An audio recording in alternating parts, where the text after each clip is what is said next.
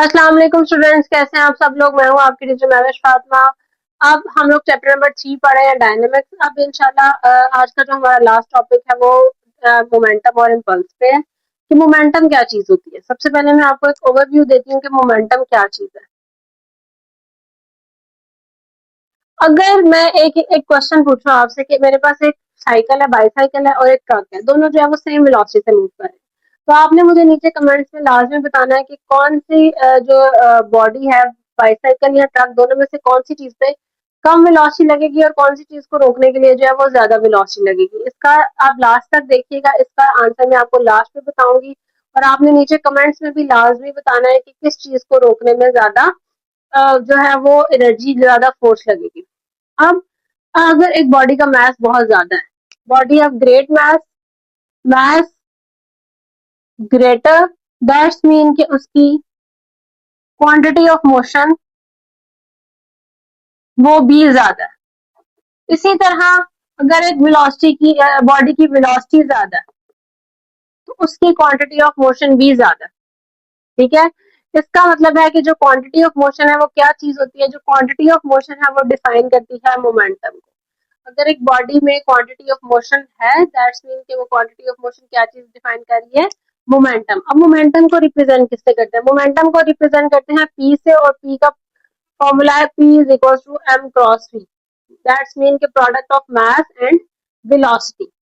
Velocity ज्यादा तो भी मोमेंटम ज्यादा, मास ज्यादा तो भी मोमेंटम ज्यादा। इसका मतलब है दोनों के दोनों चीजें जो है वो क्वांटिटी ऑफ मोशन पे डिपेंड कर रही हैं। अब इसका फॉर्मूला इसकी सॉरी मोमेंटम की डेफिनेशन क्या है? Product of mass and velocity. Next एक और एग्जांपल कि अगर एक बॉल है, उस बॉल को किसी बैट ने हिट किया, जब वो बैट उसको हिट करेगा तो फॉर सम इंस्टेंट जो है वो बॉल उस बैट के साथ टकराएगी, बहुत ज्यादा देर के लिए नहीं, स्मॉल इंटरवल ऑफ टाइम। अब इस टाइम पे क्या है कि इंटरवल ऑफ टाइम बहुत कम है, इंटरवल ऑफ टाइम बहुत ज्यादा स्मॉल है। उस इंटरवल ऑफ टाइम में फोर्स को स्टडी करना बहुत ज्यादा मुश्किल है। ठीक है, क्योंकि इंटरवल स्मॉल तो वेलोसिटी की फोर्स बहुत ज्यादा, फोर्स अप्लाई हुई, फोर्स ज्यादा, ball hit by the bat, क्या हो गया जी? टाइम स्मॉल, जबकि फोर्स जो है वो वेरी वेरी लार्ज। इस टाइम पे आप उस टाइम इंटरवल के को हम लोग स्टडी नहीं कर सकते। ठीक है, लेकिन हम चेंज को स्टडी कर सकते हैं कि इनिशियल वेलोसिटी क्या थी और फाइनल वेलोसिटी क्या थी। लेट कर लेते हैं कि इनिशियल वेलोसिटी वी आई थी और फाइनल वेलोसिटी जो थी वो वी एफ। अब इनिशियल वेलोसिटी और फाइनल वेलोसिटी वी आई और वी एफ थी, तो एक्सेलरेशन कितनी होगी? Acceleration is equal to V F minus V I over T. तो V F minus V I delta V के बराबर है और डेल्टा टी नीचे चेंज इन टाइम। क्योंकि स्मॉल इंटरवल था इसलिए मैंने उसको डेल्टा से रिप्रेजेंट किया कि वो बहुत ज्यादा स्मॉलर इंटरवल ऑफ टाइम था। नेक्स्ट पे आ जाए, अगर मैं न्यूटन सेकेंड लॉ की बात करूं, बाय न्यूटन सेकेंड लॉ। अब न्यूटन सेकेंड लॉ हमें क्या बताता है? न्यूटन सेकेंड लॉ ने हमें बताया था F is equal to M A, force is equal to mass into acceleration. अगर मैं इस एक्सेलरेशन की जगह पे इस एक्सेलरेशन की वैल्यू पुट कर दूं तो मेरे पास आ जाएगा V F minus V I over delta T. इस डेल्टा टी को मैं इधर ले जाऊं तो F cross delta T equals to M delta V. That's mean कि यहाँ पे ये जो product of greater force and small interval of time जो है, ये हमें क्या बता रहा है? ये हमें बता रहा है कि ये इम्पल्स है।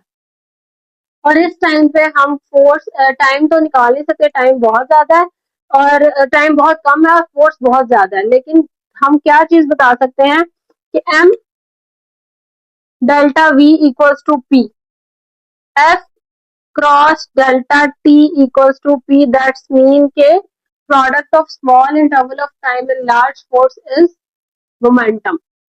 किसी भी बॉडी का मोमेंटम जो है वो उसके स्मॉल इंटरवल ऑफ टाइम और उसके ऊपर कितनी ज्यादा फोर्स अप्लाई हो रही है, इससे हम लोग फाइंड कर सकते हैं।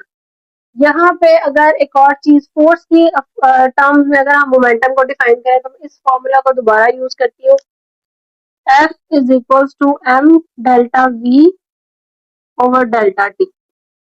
तो ये force is equals to P over delta T।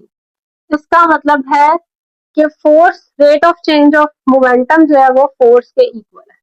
ठीक है, rate of change of momentum applied force के इक्वल है। यहाँ पे ये रेट ऑफ चेंज को शो कर रहा है, rate of change of momentum.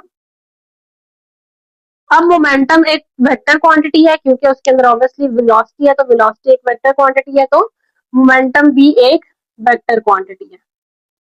और इसका यूनिट होता है हमारे पास केजी मीटर पर सेकंड, जो कि बराबर है न्यूटन सेकंड के। Momentum product of mass and velocity, it's a vector quantity और इसका यूनिट केजी मीटर पर सेकंड और न्यूटन सेकंड। यहाँ पे जो इम्पल्स है, इम्पल्स क्या चीज डिफाइन कर रही है, product of force, greater force and smaller interval of time, जो कि किसके बराबर होता है, मोमेंटम के बराबर होता है। और यहाँ पे हम लोगों ने फोर्स की एक और डेफिनेशन डिफाइन की जिसके अंदर था कि rate of change of momentum is equal to force of that body. अब नेक्स्ट हम देखते हैं प्रिंसिपल ऑफ मोमेंटम क्या चीज होती है। प्रिंसिपल ऑफ मोमेंटम में क्या स्टडी किया जाता है। अच्छा, अब जो मैं टॉपिक स्टडी करने लगी बताने लगी हूँ आप लोगों को, वो है principal of conservation of momentum. Principal of conservation of momentum क्या चीज होती है?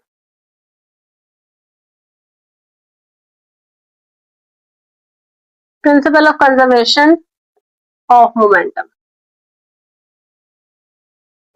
Principal of conservation of momentum ये चीज बताती है कि अगर हमारे पास लेट सपोज एक आइसोलेटेड सिस्टम है, आइसोलेटेड सिस्टम मीन के उसके ना कोई बाहर से फोर्स अप्लाई हो रही है, ना कोई एक्सटर्नली कोई भी फोर्स अप्लाई नहीं हो रही। तो इसका मतलब है जो उस सिस्टम के अंदर जितना भी मोमेंटम है वो कंजर्व रहेगा।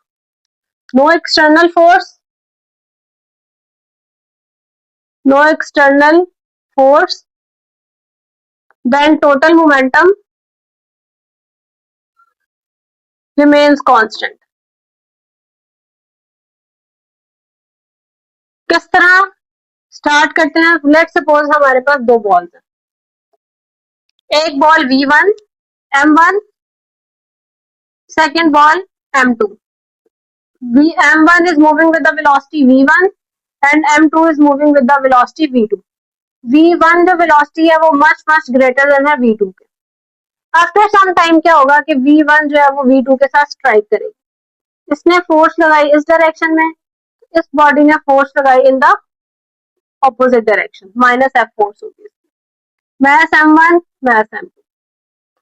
ठीक है, बिफोर बिफोर कुलयन इन दोनों का मोमेंटम जो था वो sum of first body momentum and sum of second body momentum. Before collision momentum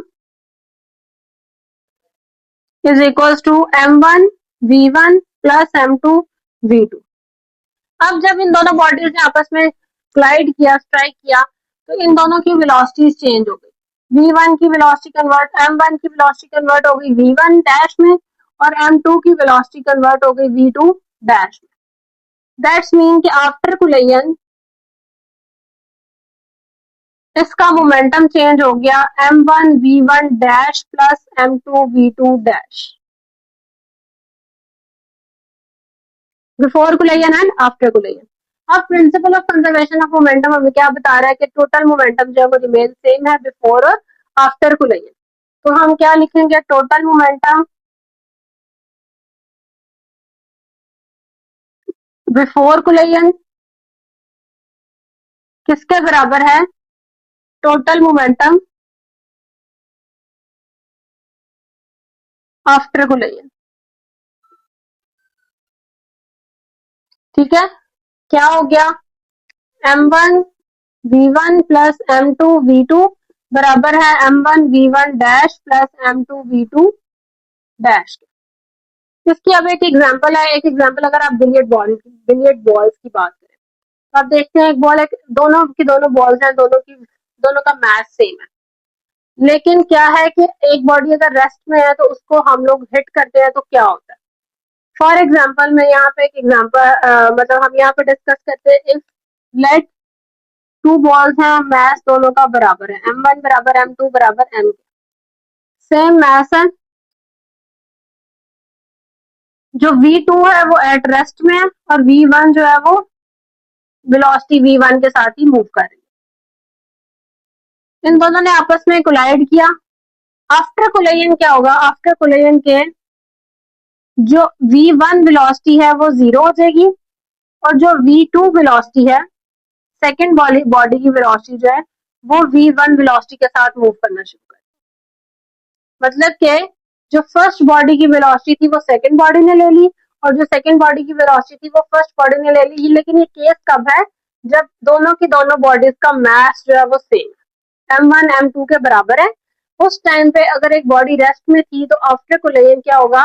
second वाली बॉडी फर्स्ट वाली बॉडी की वेलोसिटी के साथ मूव करना शुरू कर देगी और जो फर्स्ट वाली बॉडी है वो सेकेंड वाली बॉडी की वेलोसिटी मतलब जीरो थी तो वो एट रेस्ट पे आ जाएगी।